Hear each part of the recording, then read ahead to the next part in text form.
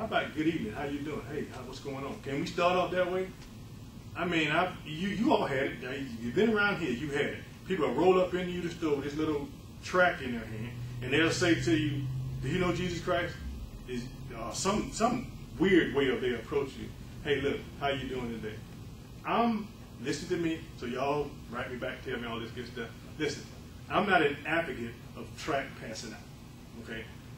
Not if I'm going to have you pass out a tract, we're going to have a whole lot of Bible studies about that one tract that we're going to pass out. Because you're going to be able to explain that when you walk up to somebody and that one you think is dead drunk, and he say, "Tell me about that tract." Oh, you got to come to church Sunday because the pastor tell you about it. Don't do it now. See what you just set up now. I ain't coming to church. You out here representing the church. You don't know what you're talking about? We ought to be ambassadors for Christ. I'm to be God's agent when I'm out here. Everything about me has to speak His truth. So maybe I ought to hold my tract till I can explain my tract. Because see, now you wonder why people don't want to come to church. Because you just sent some ignorant person out there representing your church or the body of believers that you worship. I'm not coming to that church because they're too dumb to help me. Now, everybody in church, everybody else might be smart, but you send an ignorant person out with a tract and told them to pass out tract. We got to go witness in the neighborhood. With what?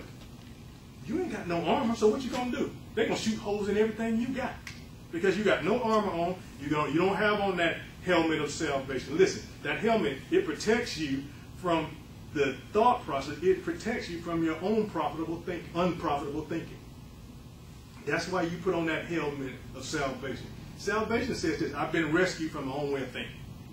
Now I think like God. And the way I do that, I put that helmet on so can't nothing get in there, can't nothing penetrate that. You know, we got those Kevlar that cover your ears and stuff like that in the military, so can't nothing penetrate that, okay? The same way, when you think about putting on that helmet of salvation, God, thank you. I acknowledge that I've been rescued from my own unprofitable thinking, so now I'm going to cover my thinking in you. That's what the helmet is about, to keep you from thinking unprofitable thoughts. Whenever I think a thing, I only speak that thing that will be profitable into the ears of the listeners. That makes sense? And then he goes on to talk about the rest of the armor, because I meant to cover your armor for you, then I'm going to shut this down. And we'll continue on, and we'll study this more on Tuesday night. But listen to this. Let's go back to Ephesians, y'all, chapter 6. I want you to see something. Okay? Ephesians chapter 6.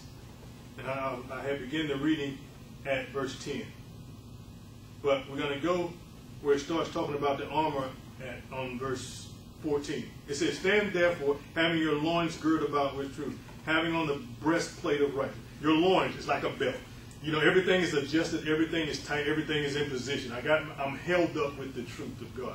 I've got it held up. It says that you will go on and put on the breastplate of righteousness. You know, if you can visualize those Roman war garbs they had on, they had this little hard metal thing that covered their body. In the movies, they depicted as being all muscular, ripped six-pack, and whatever those things there. It's the shield. It's like a bulletproof vest now, okay? You put it on to keep stuff from penetrating. And what it does, it covers the vital parts of your organism. You notice they don't have a breastplate for your leg. It covers this. You get hit in the heart, that's a showstopper, okay? So what it is, that armor is put on to protect you. Watch this. It protects your heart. Out of the abundance of the heart, the mouth speaks. So when stuff is coming at you, that breastplate covers your heart. Then it goes on to tell you this, you know, it says, having your feet sharp with the preparation of the gospel of peace. Everywhere I walk, everywhere I go, the word is going with me. I got it in me, okay? That word that I've hidden in my heart is protected by that breastplate, and I got on that helmet of salvation. It's covering me. My loins are girded about with truth. Everything that is about me, and I walk with my sword. When the Bible, that is the full armor of God. You got everything in place. Here, look what you got. You got your loins, your belt. Remember I told you the big buckle of truth is coming up? You see me, before you even see me, you see truth. Because I got one of them big old cowboy buckles. I got one of them old big fat ones there. So you see me, you're going to know that my reputation precedes me. My consistency says I'm a man of truth. And then you go on and you have in your breast the breastplate of righteousness, your feet shod with the preparation of God, the gospel, taking that shield of faith as a reinforcement. You know, should it get by the shield of faith, I still got that breastplate of righteousness. I still got that truth armor on. So I'm doubly protected here now. Because nothing that is not supposed to be and nothing that will harm me will penetrate me.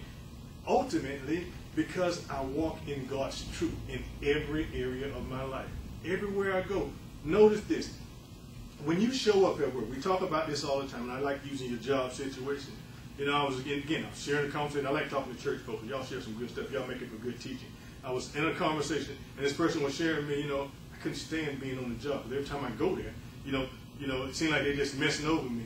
But I knew this, and they've said this repeatedly, even when stuff ain't going well, because a distraction will come up. They said, like, why you keep putting me here? Why you putting me over here? Why you moving me here? Why you moving me over there? Because you're on assignment from God. Your assignment from God doesn't allow you to be stationary. Very rarely you're going to get a stationary assignment from God. It causes you to move around. You got to move around. But everywhere you go, you don't turn your light off because you're moving. When you go into those dark places, God begins you moving you around. The light is on. I don't care what darkness says. It has to succumb to light. Okay? Cut off every light in this room here. Okay? And it goes pitch black dark. As soon as you hit the light, darkness got to flee. That's what happens when you show up and you embrace God's truth about you. Because then, watch this. Let me show you how the light works. People begin to talk about you now. But now, they're not throwing darts. They're throwing encouragement. So they come back and say, you know what? I am so thankful that you're here. Because of you, I don't mind coming through these doors anymore. Because even with all that hell that's in here, I know I'm going to see your face. When I walk through the door and I look over and see you sitting at your desk, I'm good. And lo and behold, this individual, they're moving now. They're getting ready to leave the area where they were working at. And they know that they've given the person a timeline when they're going to be leaving and going to another area. So the people that know that, people are coming out now. Those people that they thought was dark, they're coming out. Hey, I'm going to miss you. I'm going to really miss you because you made a difference in here. You didn't know this the whole time they were there. They don't know this. Nobody has said anything. But now they know that the light is leaving. And if they don't become that light in there, that darkness is going to creep back in there and take over again. Because that one speck of light took it out. That one speck of light made a difference for many people in the area. And then now they're coming to that light. They're screaming for that light. They're hungry for that light. Please come back. Don't go. You see what you do? You make a difference by walking in obedience. Yeah, they threw darts at them even while they were there. They think they all this. They think they all this. Don't want to even teach you how to do the job.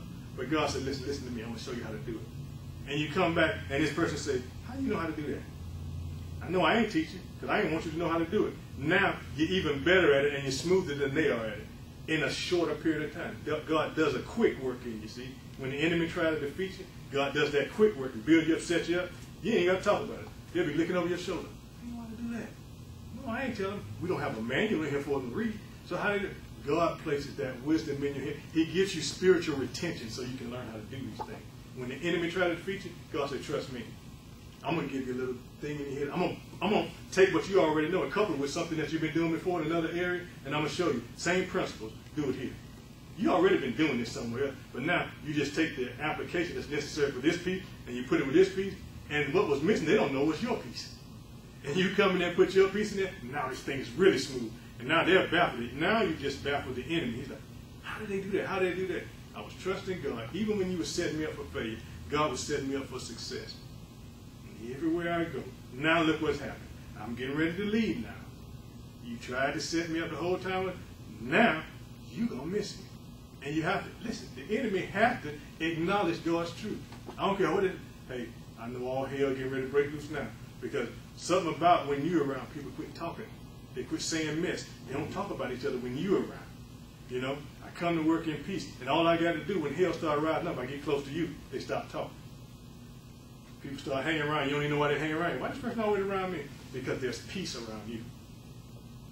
There's that atmosphere that God has got you shielded and protected. That blood covering. And they're trying to get in and get on some of that. Don't get cocky with that. Don't get big-headed with that. That was God's doing. He opened up a door for you to properly minister to them. So when you go to your next area and you start seeing them showing up at your area, how you doing? Be kind to them. Continue to speak God into them and know that's His doing. Now the enemy is following you, trying to get some of what you got. Because they hate what they got, because what they got leaves them feeling bored. You seem to always be mounting up every time you do something. But see, lo and behold, let me bless y'all with this. They don't know that you fall on your knees at night and you crying and you begging for strength to go back in there again. And God says, I got you. Your reward. Now God says, look, here's your reward. You're storing up treasures in heaven. Your heavenly treasure.